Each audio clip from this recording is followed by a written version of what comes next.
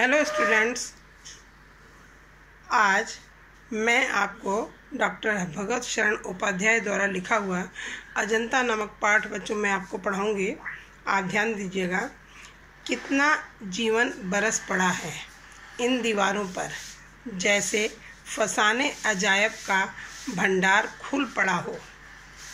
जीवन बरस पड़ा है बच्चों, अर्थ है प्रकट हुआ है। बरस पड़ा है का अर्थ है प्रकट हुआ है।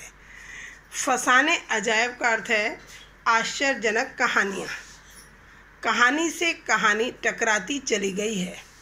बंदरों की कहानी, हाथियों की कहानी, हिरणों की कहानी, क्रूरता और भय की, दया और त्याग की। जहाँ बेरहमी है वहीं दया का भी समुद्र उमड़ पड़ा है। जहाँ बेरहम लोग हैं, निर्दयी लोग हैं, वहीं दया के धारण करने वाले लोग भी बहुत से हैं। जहाँ पाप है वहीं क्षमा का सोता फूट पड़ा है। सोता मीन्स बच्चों झरना। राजा और कंगले, विलासी और भिक्षु, नर और नारी, मनुष्य और पशु, सभी कलाकारों के हाथों सिरजते चले गए हैं। कंगले मीन्स कंगाल, गरीब। विलासी यानी भोग विलास में लिप्त रहने वाले। भिक्षु का अर्थ है भिखारी। और सिरजते चले गए, सिरजना मीन्स बच्चों रचना करना। हैवान की हैवानी को इंसानियत से कैसे जीता जा सकता है, कोई अजंता में जाकर देखे। बच्चों, आपके 10th क्लास में बोर्ड पेपर में पैराग्राफ के नीचे 3 क्वेश्चन ही आते हैं, पर मैं आपको 5 क्वेश्चन कराऊंगी। जितने आप ज़्यादा समझ लें उतना अच्छा है। पहला क्वेश्चन देखिए आपका, गद्यांश के पाठ और लेखक का नाम लिखिए। तो गद्यांश के पाठ का नाम है बच्चों अजंता और लेखक का नाम है डॉक्टर भगवत शरण उपाध्याय। दूसरा क्वेश्चन है, रेखांकित अंश की व्याख्या कीजिए। रेखांकित अंश है बच्चों राजा और कंगले से लेकर कोई अजंता में जाकर देखें। जो अंडरलाइन लाइनें हैं उनकी व्याख्या पूछी जाती है। आप ध्यान दीजिए। राजाओं और कंगालों, विलासियों एवं भिक्षुओं, नर नारियों, पशु एवं मनुष्यों के सजीव व्यक्तित्व कलाकार की सृजनात्मक अभिव्यक्ति में ढलते चले गए हैं। लेखक के अनुसार ये चित्र निरुद्देश्य नहीं हैं। ये चित्र और मूर्तियाँ हमें सिखाती हैं कि हैवान की हैवानियत को इंसान की इंसानियत से किस प्रकार सरलता से जीता जा सकता है।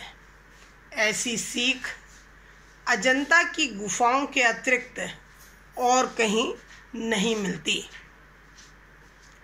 तीसरा क्वेश्चन है, जीवन बरस पड़ा है वाक्य का आशय स्पष्ट कीजिए। जीवन बरस पड़ा है का आशय यहाँ यह है कि अजंता के चित्रों में जीवन की झांकियाँ जीवंत हो उठी हैं। चौथा क्वेश्चन, अजंता की गुफाओं के चित्रों के विषय क्या हैं। अजंता की गुफाओं के चित्रों के विषय पशु पक्षी, राजा रंक, विलासी भिक्षु, नर नारी आदि हैं, जिनके माध्यम से दया, क्रूरता, भय, पाप, क्षमा आदि मनोभावों को चित्रित किया गया है। और 5वां क्वेश्चन बच्चों, अजंता के चित्र हमें क्या सीख देते हैं। अजंता के चित्र हमें यह सीख देते हैं कि हैवान की हैवानियत को इंसान की इंसानियत से किस प्रकार जीता जा सकता है। एक पैराग्राफ आप और समझिए और उसके भी क्वेश्चन आंसर देखेंगे। यह हाथ में कमल लिए बुद्ध खड़े हैं, जैसे छवि छलकी पड़ती है। छवि मीन्स शोभा। उभरे नैनों की ज्योत पसरती जा रही है। ज्योत का अर्थ है बच्चों रोशनी, ज्योति। और यह यशोधरा है। वैसे ही कमल नाल धारण किए त्रिभंग में खड़ी। त्रिभंग का अर्थ है नारियों के खड़े होने की एक मुद्रा। यशोधरा कौन थी? बुद्ध की पत्नी का नाम है यशोधरा। और यह दृश्य है महाभिनिष्क्रमण का। यशोधरा और राहुल निद्रा में खोए। गौतम दृढ़ निश्चय पर धड़कते हिया को संभालते। महाभिनिष्क्रमण का अर्थ है ज्ञान प्राप्ति के निमित्त गृह का त्याग करना। और हिया का अर्थ है हृदय। देखिए बच्चों, पहला क्वेश्चन है आपका, गद्यांश के पाठ और लेखक का नाम लिखिए। जैसा कि आपने ऊपर भी किया था, गद्यांश के पाठ का नाम है अजंता और लेखक का नाम है डॉक्टर भगवत शरण उपाध्याय। दूसरा क्वेश्चन, रेखांकित अंश की व्याख्या कीजिए। अब रेखांकित अंश है आपका यह दृश्य है से लेकर हिया को संभालते।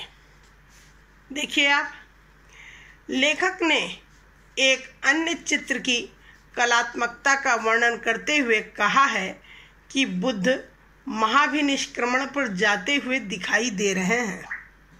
यशोधरा एवं राहुल निद्रा में निमग्न हैं, निद्रा में लीन हैं।